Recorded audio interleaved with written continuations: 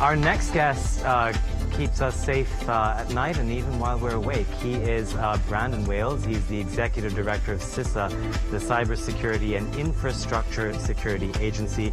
Brandon Wales, everyone. Great to have you. Great to have you on. No, really glad to be here. Let me start with this. Which country worries you more right now when it comes to cyber threats, China or Russia? I think clearly the answer is China. It is the most significant geopolitical challenge we have. I think one commentator had previously described it as Russia is a hurricane and China is climate change. And I think the scale of the Chinese cyber threats to the United States and to countries around the world is enormous, and it is going to be the defining, really, I think, the defining aspect of U.S. cybersecurity policy over the next decade. On any given day, how many attacks does America deter? Well, I think attacks that we deter is probably an impossible question to really factor in. But, you know, the internet is messy. On any given day, there are countless attacks, and those are going to come from a variety of places. They're going to be foreign nations attempting to probe cyber defenses for economic and political espionage, to preposition on U.S. critical infrastructure. And there are going to be an endless number of criminal organizations and hacktivists who are attempting to get inside of networks to advance their aims, whether that's illicit gain of money or to disrupt some type of business that they have a concern with. So, you know, it is a challenging environment, and it means that cyber defenders need to be on their A game at all times. How has AI changed things? And I ask this because, you know, whenever there's a big new advance, you wonder, is this helping the bad guys or the good guys? Is it helping the people who want to attack, or does it exponentially improve your defensive capabilities?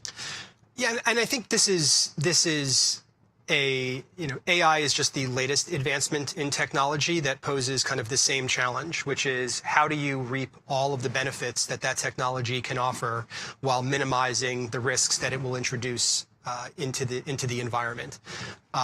And do I think today that cyber actors are able to dramatically improve their capability because of AI? No. Is that a concern as AI continues to develop? Absolutely. You know, I think today, some of the technology, some of the generative AI technology, particularly advances in helping coders become more efficient, can make people slightly better, can make them improve their abilities, you know, on the margins. But it is not making a novice, you know, it doesn't give a novice the ability to develop very sophisticated malware overnight. You know, what that looks like in months and years ahead, I think could be a much different story. And so how do you even begin to prepare for that? Let's say, because we keep hearing the word exponential get thrown around, and let's say there is exponential growth in the capabilities of AI and how it sort of interplays with cyber offense and defense. Give us a sneak peek into how you're preparing for 6 months from now.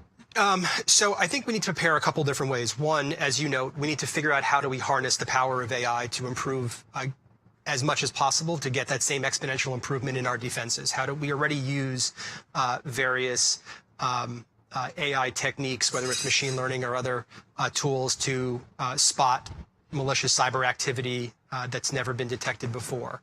Well, how do we use these new advances in AI to give the advantages to the defenders? And that work is already underway across industry and government. So that's going to be one aspect of it that'll be important. I think the second is working with the private sector as they begin to build in AI tools into their networks. What are we doing to protect those? What kind of new risks does that introduce? And how does industry think about managing risks introduced by AI tools that are being used for critical applications that provide critical services to the American people? And third, I think it's working with the developers of those AI models to think about how do they build in security? How do they red team those models to make sure that it minimizes the potential harm that could come from them them. That is a aspect of the voluntary commitments that I know you were speaking about with Ambassador Fick earlier. So we are thinking through that, but it is going to be a constant tension between how nefarious actors can use these tools and how we can try to gain advantage from them ourselves. You mentioned the private sector, so I have a question on that I have wondered about for a while. There are some very powerful private sector players in developing AI, both in terms of like the physical end of stuff with the development of chips and all of that, but also on the software side. And, governments rely on the private sector for, security, obviously, but these are multinational actors.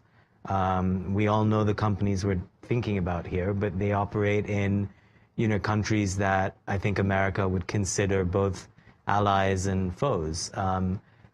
As someone who works in government and who's responsible for security, how do you think through the use of private sector and collaborating with them? I think at least in this space, in the AI space, most of the large companies that are working this now are Western companies. And they're companies that we have long-standing relationships with. And I think that there is a genuine commitment on their part to doing what they can to advance security interests, even as they're developing these new tools and as they operate in a global environment. But to be clear, though, these are companies that still have immense amounts of business in other parts of the world. Absolutely. And I do think that we, in any time we're working with companies, thinking about the potential risks of engagement is an aspect of that. But I will say that when it comes to the core issues that we focus on the security of globally connected systems, that is something that I think kind of cuts across all nations. And we should be thinking of it as kind of these core security aspects of our critical infrastructure should be a common good, the same way that countries that are friends and foes can collaborate on airline safety to make sure that planes can continue to fly around the world safely. We should be thinking about cybersecurity the same way. We do not want ransomware to proliferate regardless of where it is happening around the world. And so whether it's sharing information or collaborating on kind of what is happening, we put out a lot of our security information publicly because we want to benefit everyone. Whether that's used by friend or foe, we actually don't care because we want to minimize the overall prevalence of cybersecurity incidents regardless of where they're happening. But doesn't that, I feel like part of the underlying assumption there, to use the airline analogy, is that this is a world of good actors. And, even with the airline analogy, actors have misused the airline system for all kinds of things, hijackings, terrorist attacks. Sure. And therein lies the problem with the work that you've been entrusted with, in that it only takes one big attack to then have all these incredible ripple effects. But I don't think that those are necessarily in conflict. We are doing everything we can to work with American companies to reduce the risk that they face from attacks that are coming from hostile nations, from malicious criminal organizations. And that is our work every single day. We can do that at the same time that we are sharing information in a global environment to make sure that the internet stays safe, reliable, and is a common good for people around the world. It doesn't stop us from being clear-eyed about where those threats are coming from. It doesn't stop us from needing to focus on preventing those threats from being realized and working to kind of build resilience in domestic infrastructure so that we don't face catastrophic attacks. But we can do that in a world in which we are sharing information openly to reduce the broader prevalence of cybersecurity incidents. So we haven't really talked about physical infrastructure yet. And another thing that I worry about, I worry a lot, as you can see, the semiconductor supply chain seems to me very heavily concentrated on, supplies from Taiwan, which in turn relies on, ASML. But there's a very clear sort of supply chain route that I think, keeps these lights on. And when it's that clear, it's that much easier to target. How much do you worry about that, and what kinds of things, is government doing to make sure that it's not too vulnerable? Yeah, so I think that is let's say a blessing and a curse. So on the one hand, if they're very clear, those kind of supply chains where you have concentrated dependence in one spot, it allows us to focus efforts in terms of resilience planning and risk management efforts. And obviously, there's a lot of work underway as the country looks at that. There's efforts we have to look to see how do we improve our diversity of supply chain. The CHIPS Act that was passed, looking to move more chip manufacturing inside the United States, is obviously a key element of that. But I am actually a bit more concerned about the concentrated dependencies that may not be as visible, that we may not know about in advance. Such as? Well, I think we saw a lot of those during the pandemic. Where we did not realize that critical supplies were not made here, and we were going to be at the potential mercy of other countries who needed to hoard that same exact equipment or materials for their own purposes. So I think one of the things that we do as an organization, as we work with industry, is try to identify those key concentrated dependence points between critical infrastructure so that we can apply risk management to try to make sure that we could build resilience into our systems, because we don't want to find out about those concentrated dependence points when we're in the midst of a crisis like we did during COVID. We should be identifying those now, managing those risks now, so if there ever was an incident, we're just much better prepared for it. So we're at the UN this week. I know you only just came in last night, but what is your sense of takeaways from this week's discussions on AI, for example? Does it make you more hopeful about the way in which the world can wield this new power? Or does it worry you that we're relying on voluntary commitments? I think, as Ambassador Fick said, voluntary commitments are the first step. Now, I come from an organization that is not in the regulatory business for the most part. We are really a voluntary organization that is designed to work with industry to build stronger cyber and physical security and resilience in our critical infrastructure. And so we have a long history of getting positive security outcomes from working with industry in a voluntary way. That may not be enough. I think time will tell about the degree of compliance with the voluntary commitments that those companies made. But more importantly, particularly in the AI space, those companies don't have complete and total control of all AI models. And I think we are concerned that there will be open source models that will be as powerful and certainly more powerful than the ones that exist today, that will come online over the next several years, that will put tremendous capability in the hands of good actors and bad. And we are going to have to, as a world, grapple with the fact that these tools are not controlled by either a small group of companies or governments, and that they may be available to any user around the world to use for positive and illicit purposes. And so while I think the voluntary commitments are a good start, we are going to need to identify other tools and other solutions that manage risks that we cannot control through either regulation or coercion or kind of voluntary work with industry.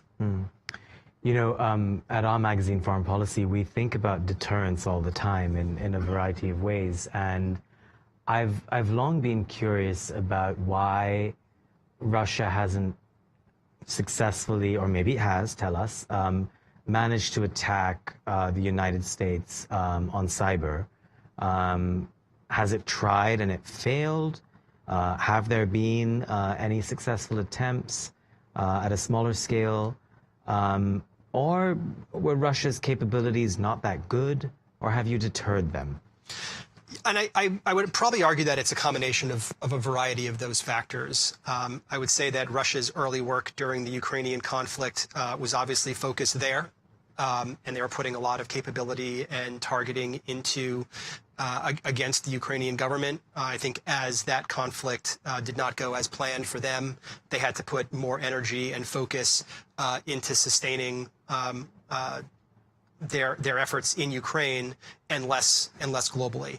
I think we had talked publicly as a government in March of 2022 about threats that we were seeing from Russia against U.S. critical infrastructure, but I think a combination of deterrence, a combination of work that we had done to better prepare the country.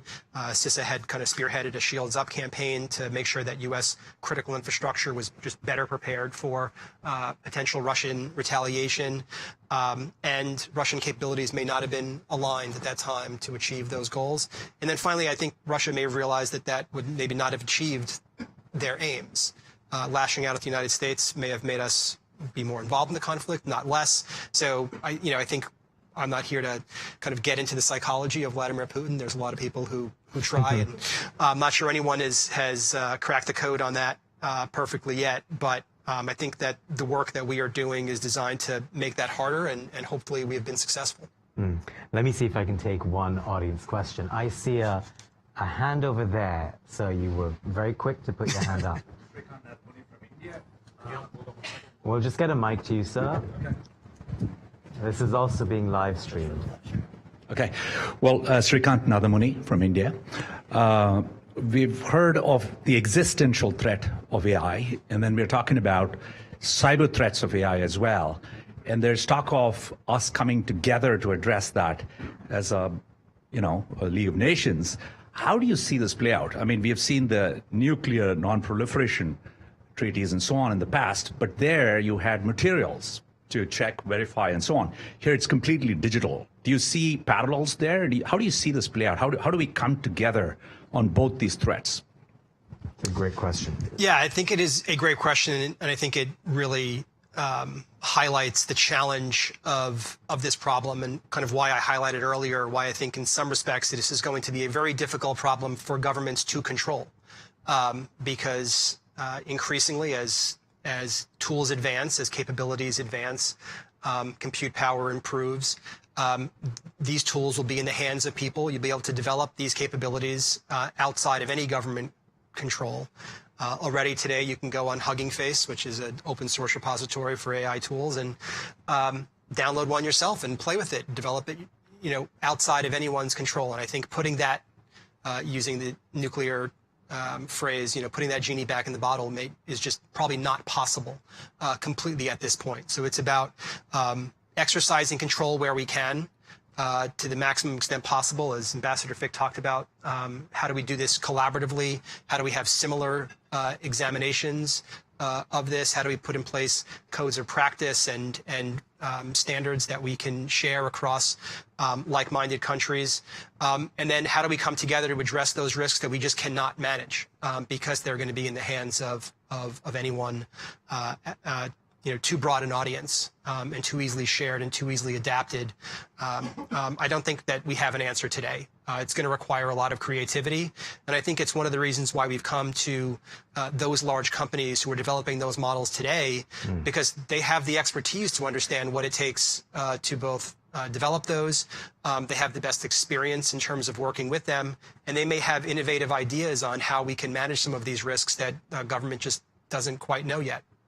A very quick final question. We've discussed China and Russia, obviously the US. What are the other 2, 3, or 4 countries that strike you as having impressive cyber capabilities or AI capabilities that we don't always talk about?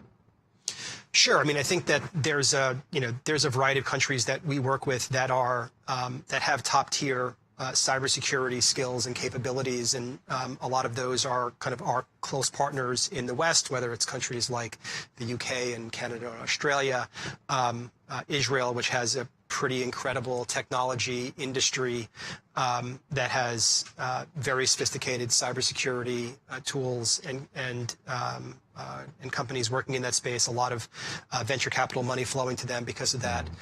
But other ones as well, countries like Singapore in Asia that we collaborate with very closely. And I think that's good. We want more companies and countries involved in cybersecurity because this is a challenging space. It is one where no government has all the answers and can do this work alone. It's why we spend so much of our time building these relationships, both with industry and both with other countries around the world, because this is going to take a true kind of collective defense, given the scale of the threats that we face today. Thank you for doing what you do. Brandon Wales, real pleasure. Thank you. Really appreciate it. Great to have you.